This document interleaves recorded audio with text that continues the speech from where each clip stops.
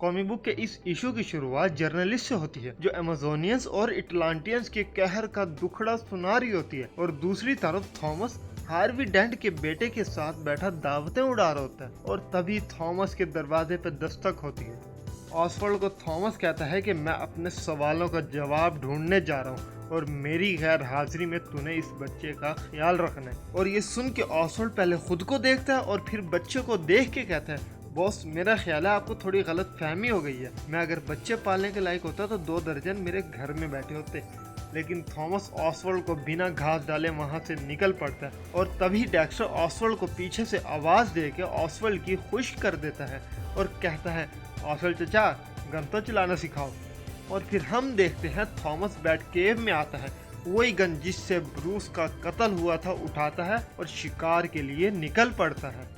उसके बाद सीन सीधा वंडर वुमन पे शिफ्ट हो जाता है, जिसे एक्वामैन ने कुत्तों की तरह जकड़ा होता है। वहाँ खड़ा एक गार्ड वंडर वुमन से बुन पंगे करने लग जाता है, जिसका बदला वंडर वुमन उसका खून बहा के लेती है। उतनी देर में बैटमैन भी वहाँ पहुँच जाता है और उन दोनों की खोपड़ी खोल देता है और वंडर वुमन को कहता है, देख तेरे पास 2 चॉइसेस हैं, या तो यहाँ पड़ी सड़ती रह या मैं तुझे आज़ाद कर देता हूँ, लेकिन उसके बदले में तुझे मुझे अपना लाशो देना पड़ेगा। पहले तो वंडर वुमन बड़ी टाल मटोल करती है, लेकिन जब आज़ादी नजर आती है तो मान जाती है। और फिर हम देखते हैं बैटमैन लाशों से एक्वामैन को गिच्ची से दबोच लेता है और चिल्ला चिल्ला के बैरी को मारने की वजह पूछने लगता है। इसके जवाब में एक्वामैन बैटमैन को पटक पटक के धोता है और साथ ही साथ कहता है, मैं कोई कायर नहीं हूँ जो किसी बेगुनाह निहत्थे को मारूं। उसे किसने मारा मैं नहीं जानता, लेकिन तू यहाँ मुझे मारने आया, इसका हिसाब मेरा ट्राइडेंट लेगा।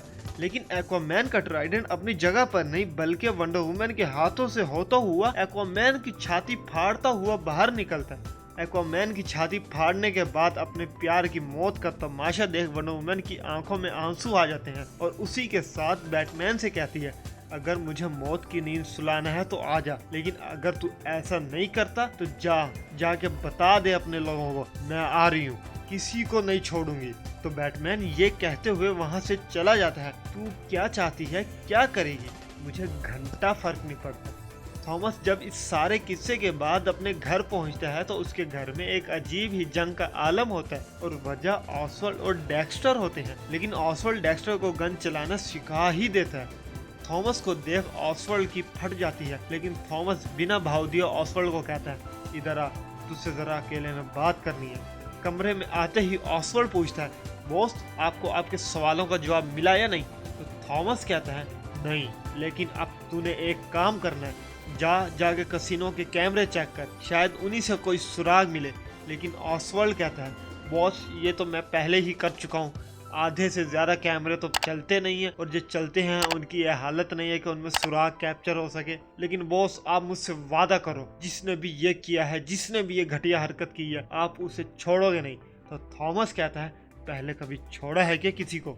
उसके बाद सीन हमारे अपने बैटमैन जो ब्रूस वेन है उस पे शिफ्ट हो जाता है, और वहाँ बैटकेव में फ्लैश आते ही शोर मचाने लग जाता है कि कुछ तो गलत हो रहा है। मुझे लगता है रिवर्स फ्लैश फिर से आ गया और इस बार वो कुछ बड़ा करने के प्लान में है। तो चौकन्ना रहिए ब्रूस, कभी भी कुछ भी हो सकता है। फ्लैश के जाते ही वो अनजान लड़का ब्रूस से कहता है, ब्रूस तू जो मर्जी कर ले, मेरी बात मान या ना मान, लेकिन फ्लैश को किसी न किसी तरह तेरी हरकतों का पता लग जाएगा, और तब रोते हुए मेरे पास ना ही हो। तो बैटमैन कहता है, मेरा कोई कुछ नहीं बिगाड़ सकता।